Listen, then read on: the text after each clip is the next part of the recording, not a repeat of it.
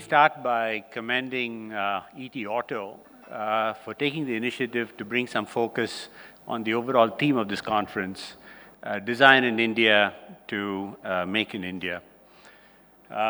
Clearly, this is something that is very critical for our country at a time when we are very eager to kick off economic development and bring the benefits of that development to so much of our population.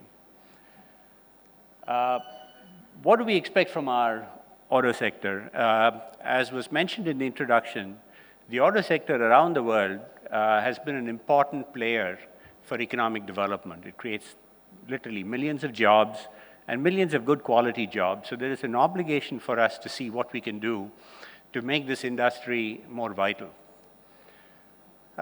We don't have a very good track record. Our track record in the manufacturing sector has rather been discouraging.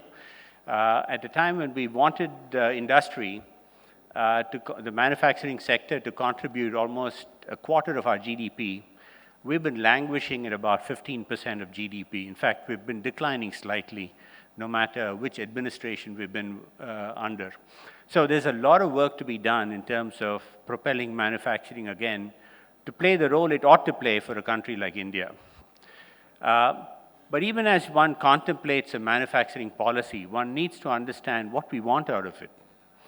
I would submit the following. When China set out to define its manufacturing policy, they'd identified a need to dominate at least 4 sectors or 4 aspects of this.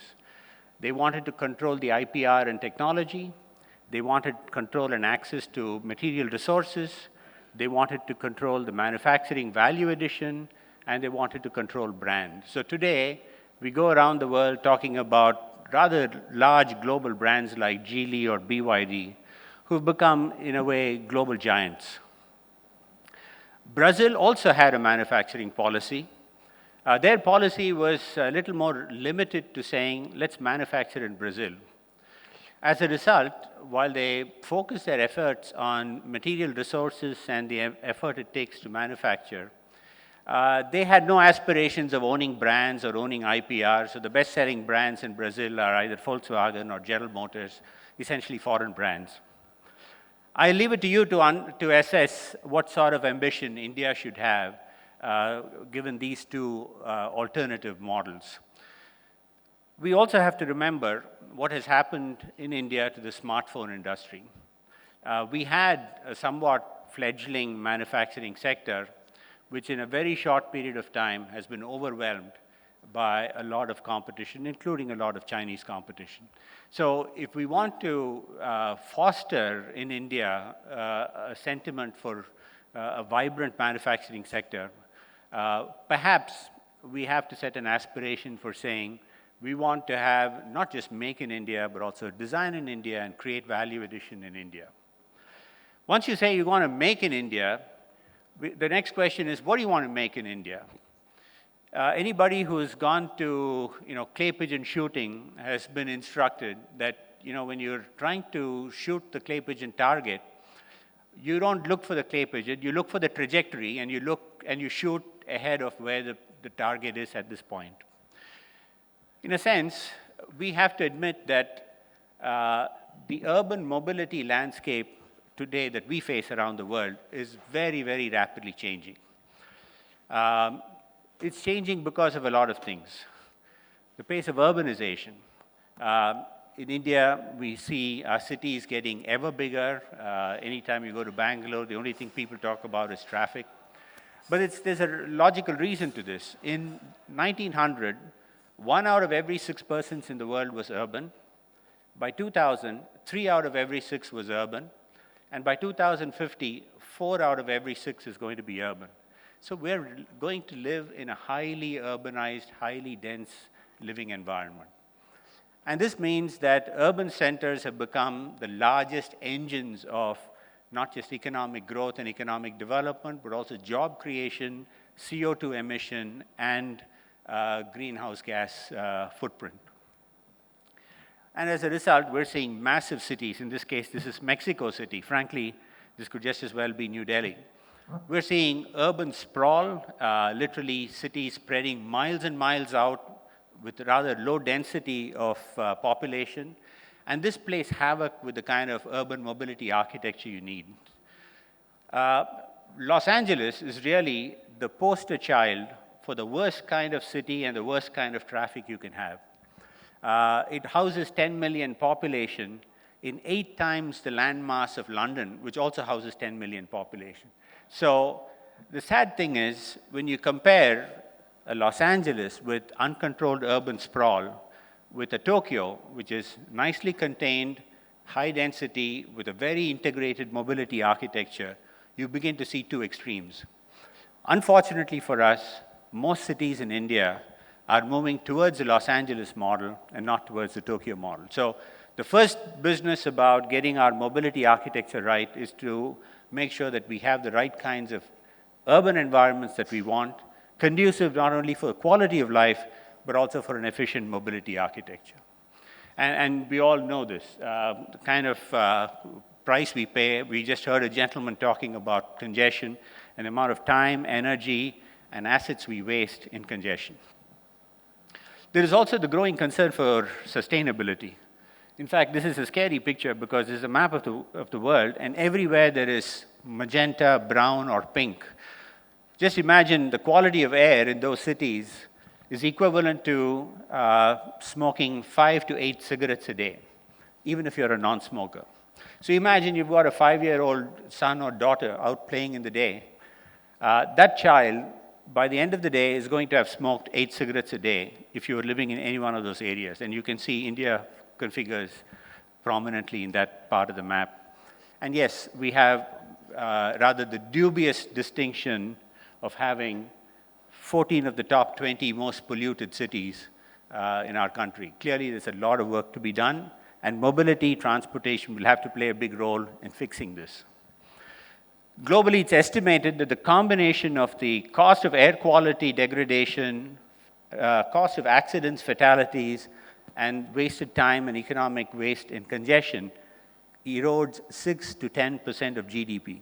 Here we are quibbling about whether we've got a 5% GDP growth or a 7% GDP growth, and we're wasting 6 to 10% of GDP growth on these 3 factors. So clearly, it's a very large economic factor to deal with. We're also dealing with consumers whose preferences are changing. I belong to a generation that grew up with a love affair for cars. You know, cars for us were an awesome toy, a mobility tool. It was for us the social medium. This is where you hung out with friends. But this role that the automobile played is also changing.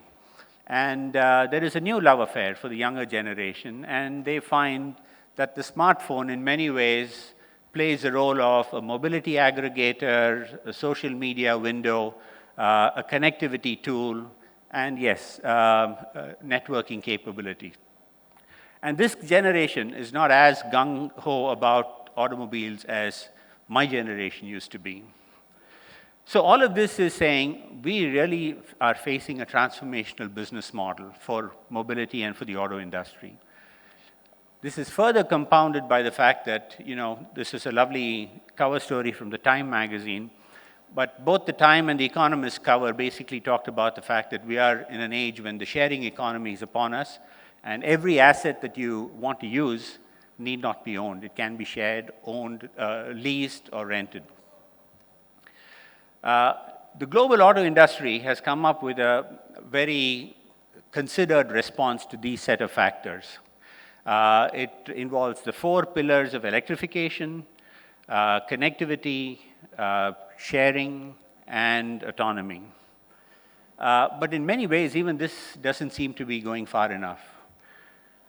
Let's take a couple of factors. Let's take the carbon footprint.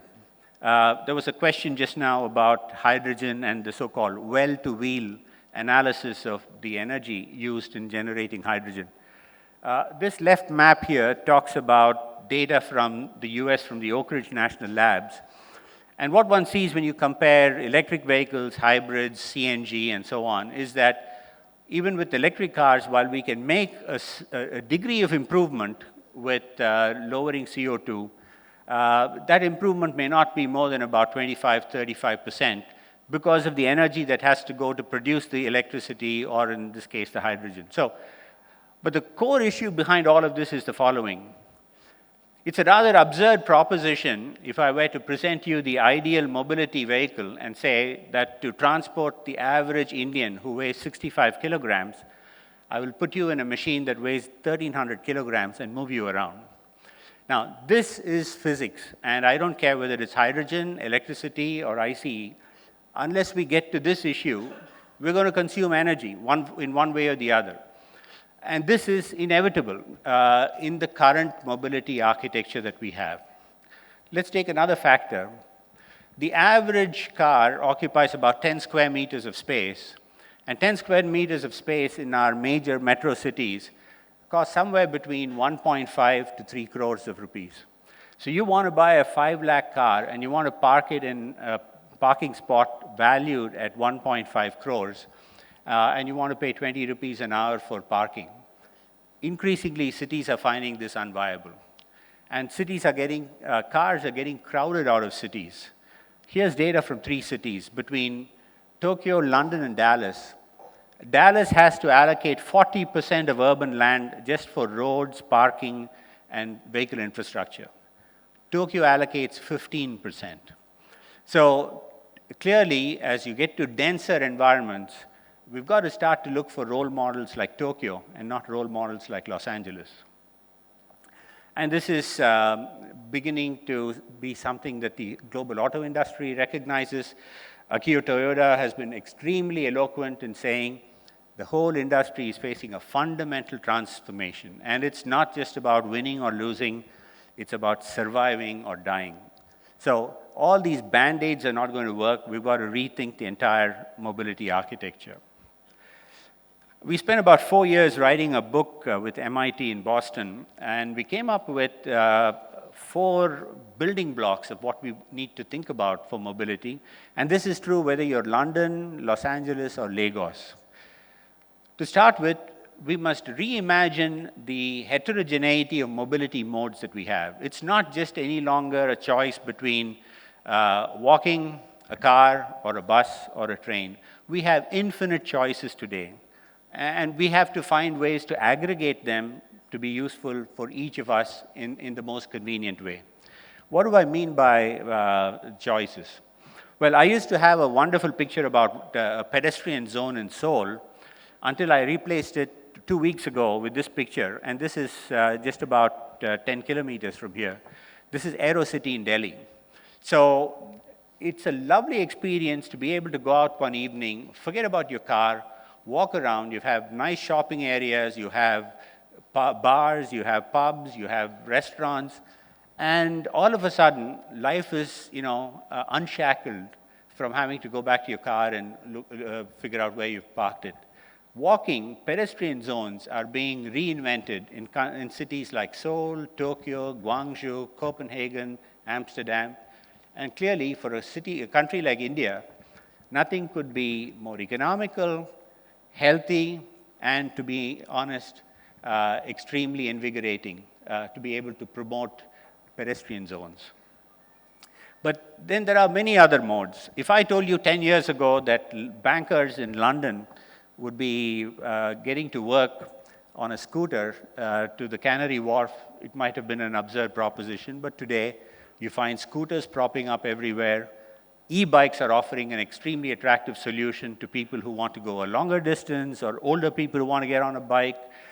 Volkswagen is talking about non-motorized vehicles. This is something they showed in their Frankfurt Auto Show prominently just a couple of years ago.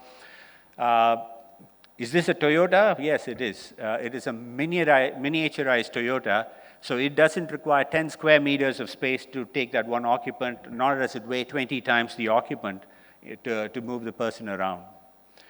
And then London is going to have a complete fleet of electric double-decker buses. And as we talk about the high cost of building metro rail, China is out there building road trains, which don't have the prohibitive cost of infrastructure of metros. So if you start to reimagine this full spectrum of mobility and say, I've got many, many options that I can choose from, we can find cities that offer a portfolio of solutions that can then become viable choices for our citizens. This choice is further examined by the fact that first we had Uber as a vehicle you could share or you could ride in. Then you had Uber Pool as a vehicle where 4 people could ride in and share the asset. And then you have Chariot, where they bring in a 12-seater van and they said 12 people can travel. All of this means that you're using less footprint per occupant, less carbon emission per occupant, and sharing more of the dollar asset or the rupee asset per occupant. So let's consider that there is a huge variety of options we have to achieve mobility, and all of these options will in some way drive us towards better ways of sharing the asset and sharing space. Once you have all this, you've got to connect them. Connectivity is now possible not just by physical connectivity. When I say physical connectivity, you come out of a metro station and you have a set of e-bikes on a dock. You pick out your phone coming out of an airport and you have an access to an Uber cab. So a combination of physical assets and digital assets has given us huge possibilities to mix and match a journey. So I can use one mode for one part of the journey, switch to a second mode, and use the most efficient way to get to the second part of the journey. So connectivity has been revolutionized, both with the investments in physical architecture and the digital architecture. Once you have all of this connectivity linked to heterogeneity of solutions, you then say, how do I make intelligent choices? Well, today we all walk around with us carrying tremendous amount of intelligence capability in our smartphones, at home in our Alexas or Google Assistants, in the car with a lot of inbuilt intelligence, and smart cities that are spewing out data. All of this is aggregated to be able to choose the journey that is best for time, journey best for carbon footprint, journey best for cost, and so on. And finally, we live in a world that's personalized. Every one of us has unique tastes, unique preferences, and unique choices. And we have the opportunity today, with the kinds of apps and tools that are available, of synthesizing each journey uniquely. So I can synthesize a unique journey to take my wife out for dinner on a Sunday evening, and a completely different journey to go to work on a Monday morning. All of this is now being shaped, molded, nudged by policies. There is a lot of newspaper headlines today about what policies should the government mandate.